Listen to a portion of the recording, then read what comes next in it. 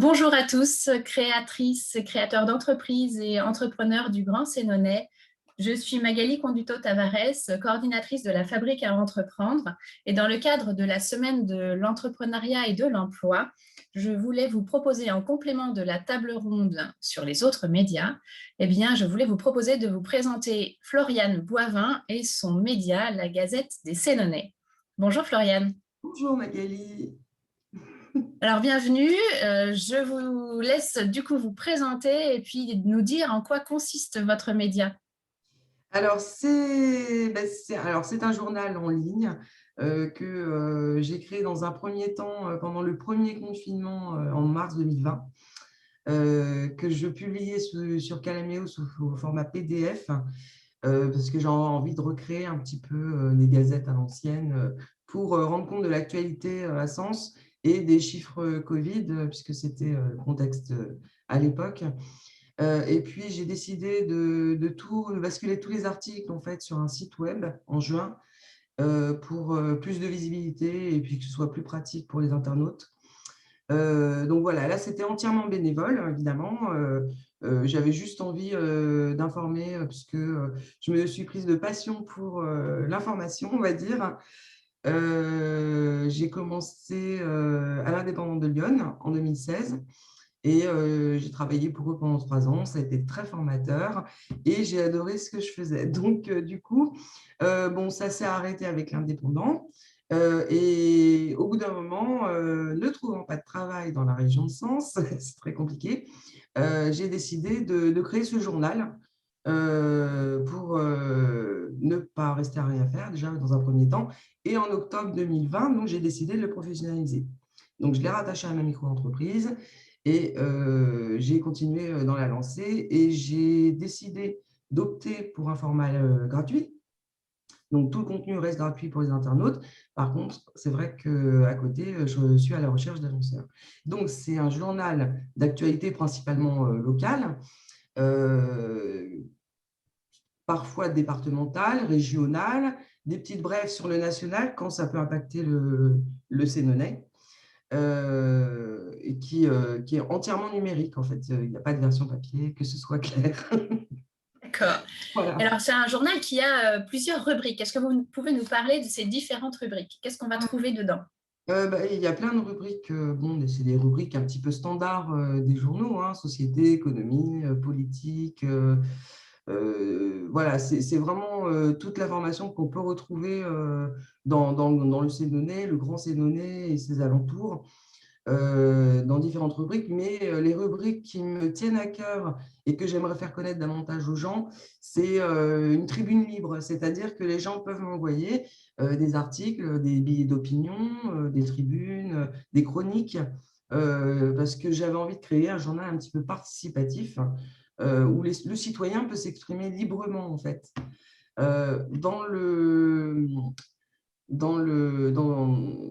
avec des limites un petit peu raisonnables sur le contenu, la forme, etc. Mais je voulais donner la possibilité aux Sénonais de s'y exprimer, tout simplement.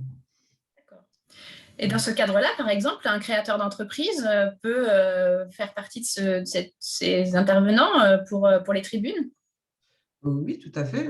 Association, entreprise, institution ou particulier, s'il y a une opinion à faire passer sur un sujet d'actualité, par exemple, elle sera la bienvenue, sous réserve que ce soit dans le respect d'autrui, évidemment.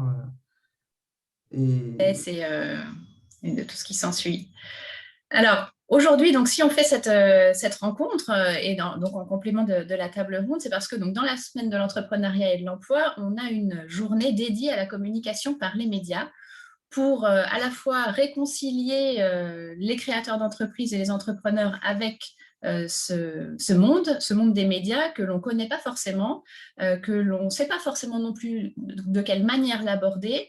Et puis parce que parfois, c'est un petit peu impressionnant peut-être de communiquer sur ce que l'on fait vis-à-vis de ces différents médias. Donc, du coup, ma question suivante, c'est comment un créateur d'entreprise peut rentrer en contact avec vous, Floriane? par mail, alors il y a un D'accord. formulaire sur le site, évidemment, par mail, donc contact @gazettesenonais.fr et par téléphone. Euh, Et il doit vous dire quoi? Qui peut vous intéresser? alors, alors, évidemment, le but, c'est pas de faire la promotion d'un produit, d'un service ou d'une entreprise. Sinon, ça rentre dans le cadre de l'espace publicitaire, on va dire. Je ne sais pas, ça peut être par exemple sur la situation financière de l'entreprise dans le contexte de la crise sanitaire,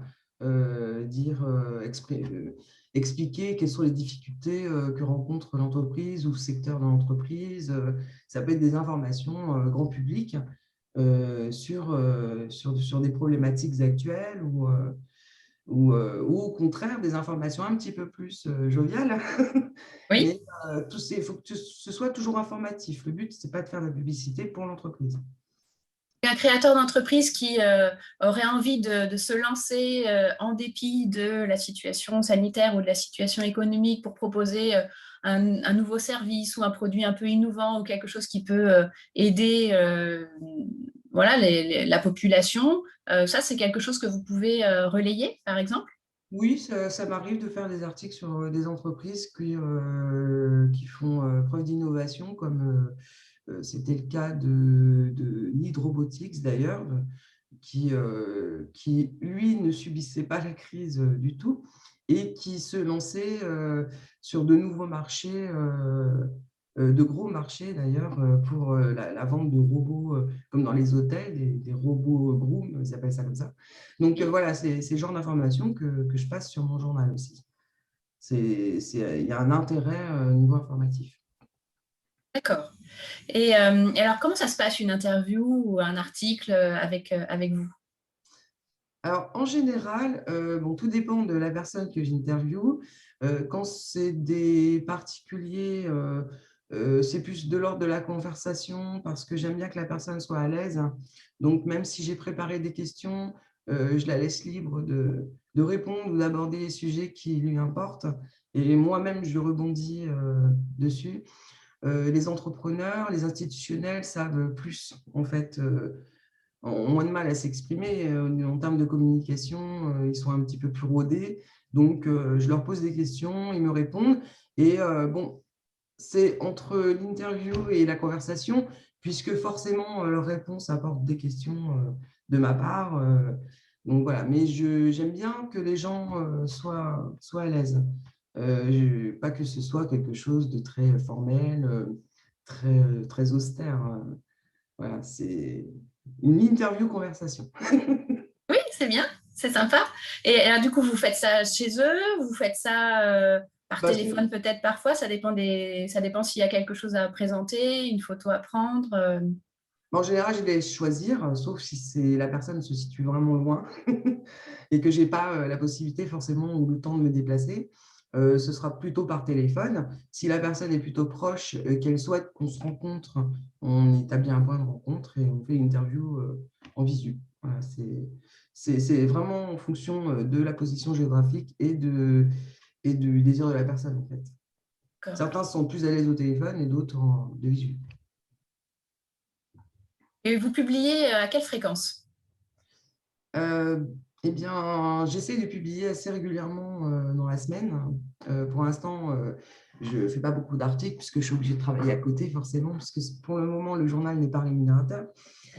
Donc, j'essaie de publier au moins 3 à 4 articles par semaine.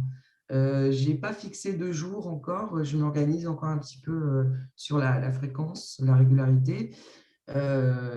J'ai peut-être plus une préférence pour le mardi, on va dire, mais en tout cas, les gens peuvent s'inscrire à la newsletter que j'envoie automatiquement tous les vendredis soirs. Donc, même s'ils ne voient pas les articles que j'ai postés la semaine, en fin de semaine, ils peuvent le recevoir par mail et aller les voir tranquillement. Oui, donc on a toujours l'information qu'il y a une actualité sur votre site De toute et sur façon, votre journal. D'accord. On va donner l'adresse mail, enfin l'adresse de votre site internet. oui, bah, c'est gazettesenonais.fr. Voilà, gazettesenonais.fr. Il y a une rubrique abonnement à la newsletter et donc comme ça on reçoit toutes les actualités et toutes les mises à jour des nouveaux articles que vous avez publiés. Voilà. Un abonnement gratuit, bien sûr, hein. Et oui, oui, on le répète, mais c'est Principe, intéressant. c'est le principe du site. Mais du coup, vous êtes aussi entrepreneur, puisque vous parlez de votre Euh, micro-entreprise. oui, c'est vrai qu'au départ, j'avais créé en octobre 2019 une micro-entreprise pour devenir écrivain public. Malheureusement, très rapidement, début 2020, comme on le sait, il y a eu des mesures sanitaires assez restrictives avec un confinement pour commencer. Et très rapidement, le peu de clients que j'arrivais un petit peu à trouver pour développer l'entreprise ont disparu de la scène. Donc, j'ai jamais vraiment réussi à développer cette partie de la micro-entreprise puisque successivement, il y avait toujours des restrictions et la peur grandissante chez les gens faisait que bon, leur priorité n'était absolument pas de faire appel à un écrivain public. Et bon, c'est vrai qu'il y a aussi le service gratuit de la mairie, donc du coup, ça n'a pas arrangé les choses. Donc, du coup, c'est vrai que c'est pour ça aussi que j'ai voulu professionnaliser cette gazette, parce que je voulais m'investir davantage dans cette activité-là que j'avais rajoutée. Et j'aimerais en vivre sur du long terme et m'y consacrer complètement, en fait. C'est l'objectif. Alors, ce qui est intéressant, c'est qu'effectivement, un créateur d'entreprise qui peut avoir quelque chose à dire, en fait, il peut vous contacter sous deux aspects. Un aspect informatif, où il y a un article que vous relayez, que vous écrivez vous-même, que vous relayez et qui est en accord avec ben, l'ADN du journal et puis les sujets d'actualité que vous avez envie de mettre en avant. Et puis, vous parliez tout à l'heure d'annonceurs. Donc, un créateur d'entreprise ou un entrepreneur peut également mettre en avant, et là de manière donc payante, une offre promotionnelle ou un produit ou un article. Est-ce que vous pouvez nous en dire un peu plus? Alors, pour les tribunes, comme on l'a vu, il y a une expression libre sur différents sujets. Tous ne me viennent pas à l'esprit. Sur les espaces publicitaires, c'est assez simple. En fait, il y a des tarifs en fonction du format de la bannière et de l'emplacement. Donc, il y a différents emplacements en en-tête du site. Donc, l'entreprise est visible tout le temps. Et en barre latérale, donc en colonne de droite du site, quand on consulte les articles, ainsi qu'en pied de page et sur la newsletter. Donc, il y a plusieurs possibilités. Les prix sont dégressifs en fonction de la durée de la campagne publicitaire. Et j'offre un petit pourcentage aux associations, aux jeunes entrepreneurs, parce que je sais que c'est dur de démarrer, qu'on n'a pas forcément un budget. Donc, je m'arrange voilà, pour baisser un petit peu le prix. Voilà comment ça se passe en gros. Ouais, donc là aussi, c'est une manière de pouvoir avoir de la visibilité en tant qu'entrepreneur. Et donc, l'adresse que vous nous avez donnée tout à l'heure de contact@gazettesenonet.fr est la bonne adresse aussi pour vous contacter, pour avoir plus d'informations et un devis précis sur ces annonces. Oui, c'est un mail effectivement sur lequel on peut me contacter absolument à propos de tout sur la Gazette. Ouais, c'est un mail général. Il n'y a pas de mail particulier. Euh, Parfait. Comme je l'avais dit, c'est une micro-entreprise. Je ne suis pas un grand groupe comme Centre France avec plusieurs services, hein. C'est moi qui m'occupe de tout, donc forcément, c'est centralisé. Pour continuer dans cet échange, qu'est-ce que vous avez aussi envie de peut-être de rajouter si je n'ai pas posé l'intégralité des questions pour vous présenter et donnant de l'information pertinente aux créateurs et entrepreneurs du Sénonais? Euh, je dirais que si on a quand même abordé tous les sujets concernant cette gazette, j'insiste vraiment sur le côté participatif, en fait. Il y a déjà eu des personnes qui ont publié des chroniques, que les gens n'hésitent pas non plus à m'envoyer des informations à traiter, ce que font déjà certains, hein, donc pour les manifestations, voilà. Euh, je pense que mon but, C'est vrai que c'est un peu un troisième journal local, enfin, quoique le Républicaine est départementale et régionale. Le but, c'est pas de faire absolument de la concurrence, c'est d'apporter une information supplémentaire, une information alternative, un autre point de vue, tout simplement, et de traiter les sujets différemment. C'est pour ça aussi que je ne fais pas de faits divers, ou si j'avais l'occasion d'en faire, j'en ferais, parce qu'il y a des journaux qui le font déjà très bien. Euh, donc, c'est vrai que moi, mon objectif, c'est vraiment d'apporter un angle différent sur certains sujets. D'actualité locale, mais bon, c'est pas forcément local, comme je l'ai précisé déjà. Voilà, c'est vrai que ça me tient à cœur parce qu'il ne faut pas que les gens pensent qu'il y a un doublon. C'est pas le but. Je pense que c'est important toujours d'avoir des points de vue différents dans la presse. La pluralité, pour moi, elle reste importante en fait. Donc, il y a pas de notion de concurrence. Il y a vraiment une notion de libre expression et de libre information pour le particulier, pour le citoyen. Voilà. Merci beaucoup, Floriane, pour toutes ces explications. Ben, de rien. Et puis, alors, à très bientôt. Bonne Merci. journée. Bonne journée.